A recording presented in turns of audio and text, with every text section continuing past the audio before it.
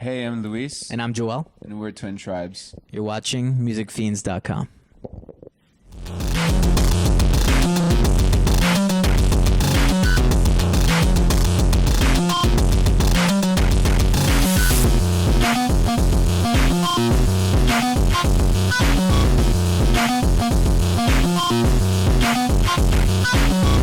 Hey everyone, this is Angela Alameda with MusicFiends.com. Today we have the pleasure of speaking with Joel and Luis from Twin Tribes. They are playing a sold-out show tonight here in Dallas, Texas at the House of Blues. Are you guys excited? Yeah, super excited. Yes. I want to congratulate you guys on hitting 10 million plays on Spotify for Phantasmus. How did that feel? That was actually during tour, I think, and it's a huge milestone for us, right? Yeah, it's something that obviously you dream about, these kinds of things, and achieving something that's like such a wild dream, and it's just really cool. Yeah, it's really cool. That's so awesome. And I know that's like the song that y'all are most known for, like the song that everybody knows. So that's so awesome, like 10 million plays. You guys just released a new album, Pendulum, that just came out a few months ago. And it's a little bit different from your last two albums. It's a bit more electronic. So what made you guys want to go from a primarily bass and guitar driven sound to a more synth and electronic sound? You know, as a musician, you constantly want to try different things, and you might be inspired by a certain kind of music at one point, but later you'll just revisit some things, or I guess you'll be into some other stuff, and for us it was just like growth. There's a lot of bass in there, so it is a little bit more electronic driven, but there's still some elements that you hear that are Twin Tribes. Like I feel like the guitar or the vocals or some synth parts, it still sounds like us. Yeah, and it was a little scary too. Again, this album has like maybe 2 tracks with bass guitar in it, so that in itself is just a huge change, and in what we've done previously. And as we've mentioned, you always want to find something fresh, but while still retaining that sound that people like. So it's a balance. It's a balance of what works and what do you want to write. And I think we did really well with Pendulum. Yeah. I want to talk about your music video for Monolith, which that was the first single for this new album. And I think it's a really interesting music video. Can you tell us more about it and what your inspirations were behind that? We had initially come up with the idea. I think we were coming back from a tour, right? We're coming back from a tour. We were still on tour. Our van had just broken down. Yeah. Rented a couple of minivans, and we split the crew, and Joel and I were in a drive. Mm-hmm. And so we just all of a sudden just started brainstorming like all of these ideas for what that music video could be. There's a heavy X-Files kind of inspiration in there. It was honestly like our vision brought to life by Kino Wave were the ones who produced that video, and yeah, like it's been more than we could have ever expected as far as like the response to it. I think right now it's like at almost 900,000 plays in like 4 months or something like that, something crazy like that. We wanted to incorporate some way, a song about UFOs or abductions. We were talking about the movie Fire in the Sky and a bunch of stuff like that, but there was a lot of heavy X-Files influence in the video, and all we had was just one small idea. It would be cool if this happens and this happens. We talked to the guys, and they made everything, the entire video, and they did an amazing job. Yeah, plus Nastia, who's like the main actress, of course, besides us, 'cause it's just us 3, but she did a tremendous job with her with her dancing and her acting, and while we were filming it, everybody on the crew was like in shock with the performance. So I thought that's also a really big it's a really big thing as to why I feel it's gone so massive. It's kind of creepy, and then it, there's a little bit of lightness at the end, and it's just, I was like really fascinated by it. So that was really cool to hear about that. There was a little bit of a gap between this last album and your previous album, Ceremonies, which was released in 2019. Was there a specific reason why it took so long for y'all to come out with some new music? It just was a very odd timing for us. We released Ceremony in 2019, December of 2019. A couple of months after that, the pandemic happened, so we took a break. There was no way for us to be able to tour, and we weren't able to tour behind that album until the fall of 2021, which is when venues started kind of opening up. During the pandemic, we were also working with a remix album called Altars.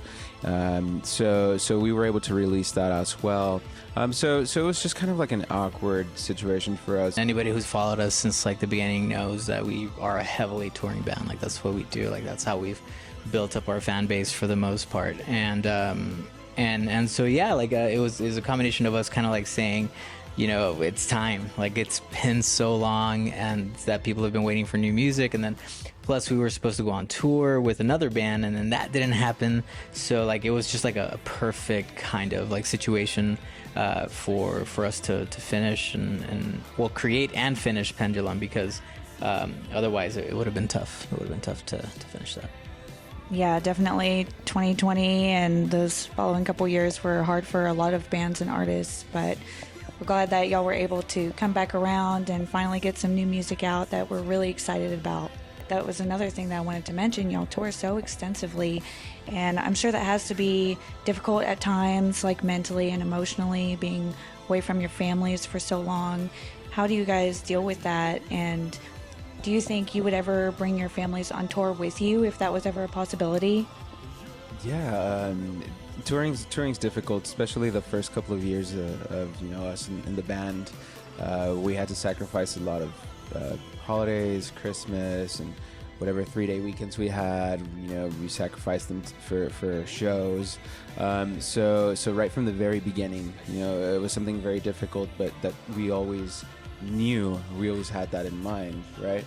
That was definitely something that when we were first starting, we knew that we're gonna tour, we're gonna like have to like get out there, because the scene's not gonna come to us. We have to like go and to the places that are asking for these types of for this type of music, and yeah, it's tough. It's tough being on the road.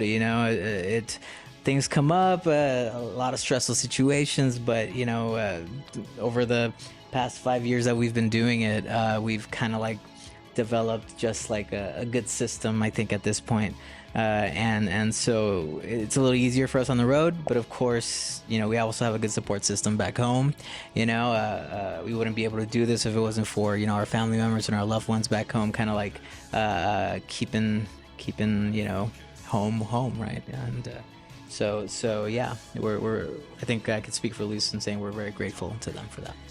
And on top of that, little by little, we have been able to bring our families over to catch the big shows, or this is going to be a long tour like this leg specifically. We bring our families, whether they're with us for a few days or whatever, and it really helps. I'm sure it means a lot to you guys to have them there, like in the crowd and supporting you guys. Totally. Absolutely. Yeah. I'm sure that while you're on tour, y'all get a lot of a lot of gifts from your fans. What would you say are some of your favorite gifts that y'all have gotten? I really love the comics or the drawings, the posters. Yeah, we have our little studio that we have, and we have basically like a whole wall full of like our fans' art and stuff like that. So we totally love that kind of thing. But we've also gotten some pretty cool things like bolo ties. We've gotten like plushie dolls that are kind of like formed to look like us, which is really cool. That's true. Yeah, and but honestly, anything that we receive is just, it's super awesome. Somebody like took some time out to be thoughtful and get that for us, and we appreciate anything like that. It's really cool. Have you ever gotten anything that might be kind of difficult to tour with, like anything bigger? One time, I think last tour, our friends from Sideshow, Sideshow Collectibles, they were super kind enough to invite us into their headquarters, and they gave us a whole tour, and they did give us like a 6-foot Undertaker or something like that. I don't know if it's that big, but it's like, whoa, it's an actual Undertaker. No, but it's like, it's like this. The box is huge, and he's like, are you sure we can ship it out to you? But of course, we're like, no, we can totally do this. That and it's coming on the road. Yeah, that and a Baby Yoda. Oh, and a Baby Yoda, that's right. He gives baby, but super cool, super cool experience with them, and that's right. I think that's the biggest thing. The biggest thing, and the toughest one to tour with for sure. Yeah. That's awesome. Y'all got some new tour buddies. Yeah.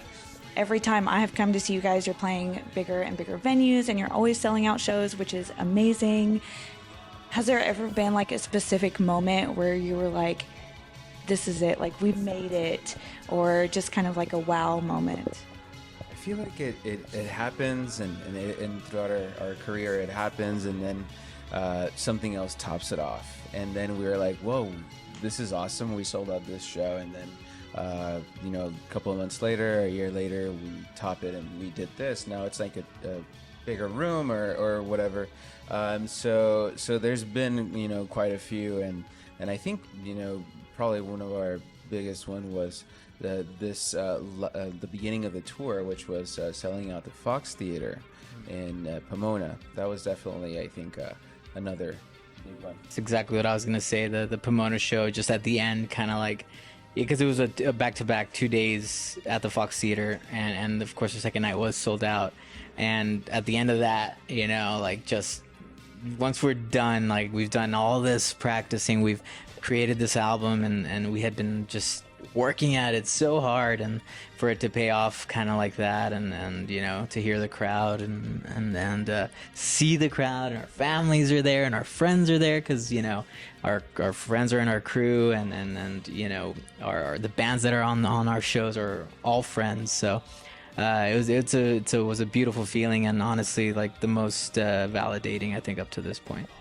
Makes me really excited for you guys, because I remember seeing y'all back at Three Links, which is a really small venue in Dallas, and now 2.5 years later, you're here playing at the House of Blues, which is just incredible. That Three Links one, we actually got a gift that time too. Remember the Mexican flag? Somebody threw out a Mexican flag. That's true. I remember that.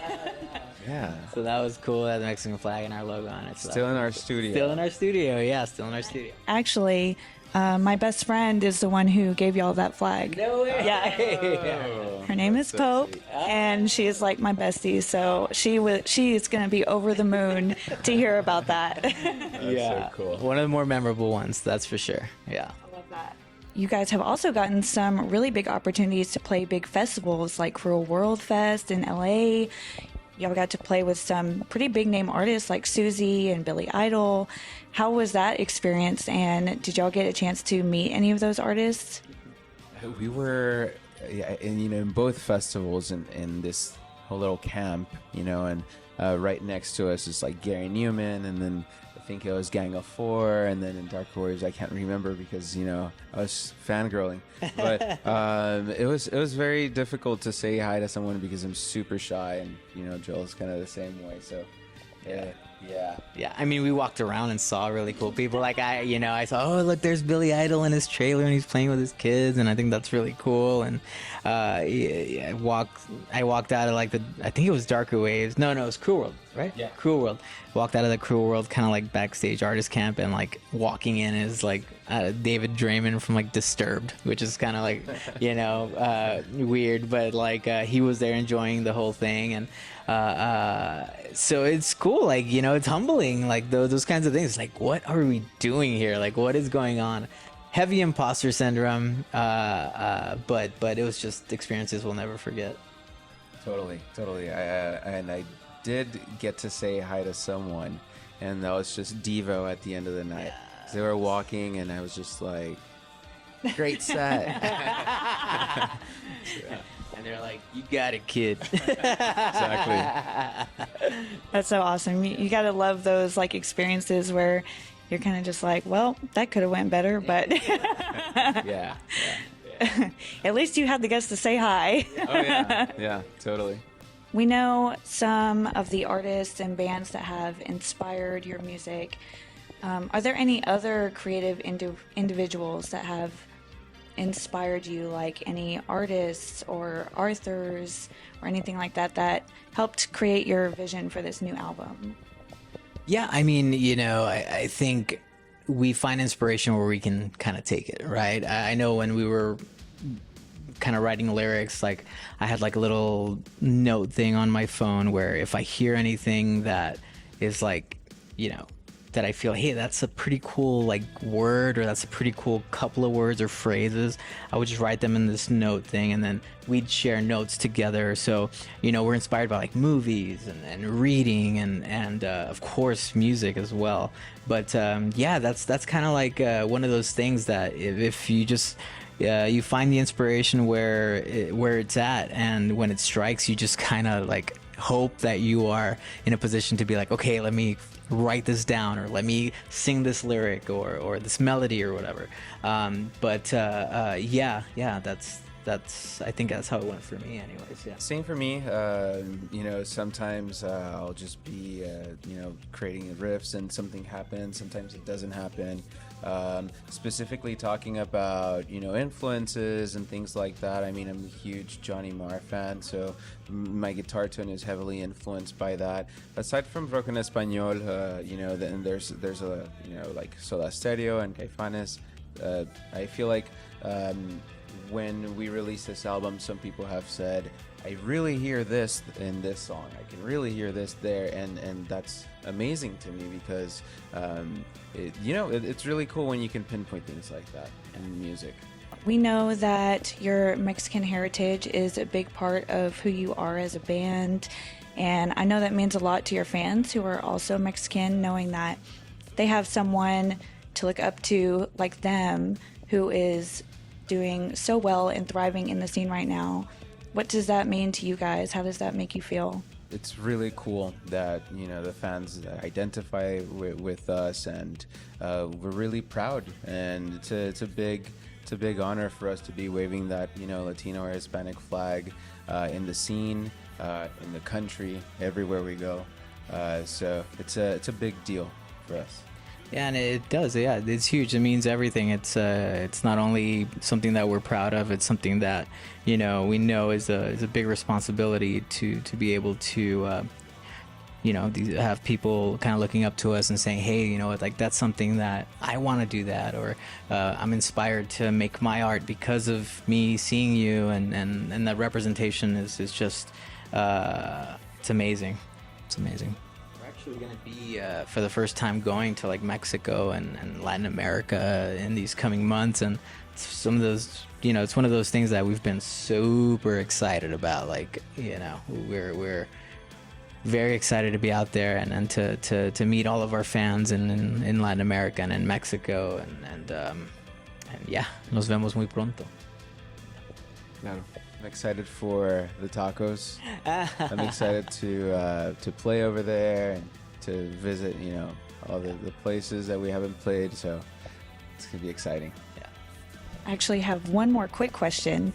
What would you say is the best city that has like the best tacos? Like which city has the best tacos? Wow. That's what we're always asking. Our crew, our friends. They've obviously never tried tacos from near the border, so they don't really know that the closer you get to the border is where the better they taste. Yeah. These California boys, sometimes you gotta let them know what's the real stuff. But it has to be Brownsville or the Valley in general for where me. we're from. Yeah, of course. It doesn't taste quite like home.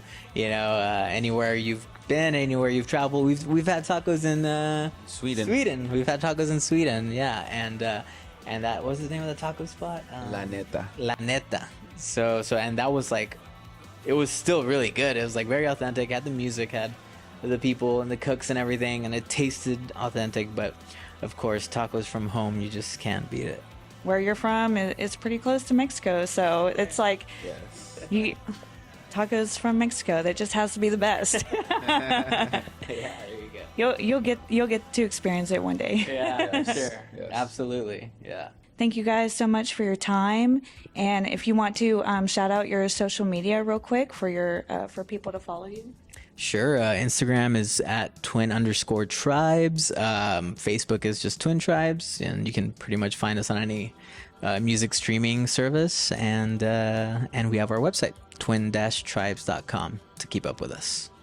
Thank you guys so much for tuning in to musicfiends.com, and I will see you guys next time.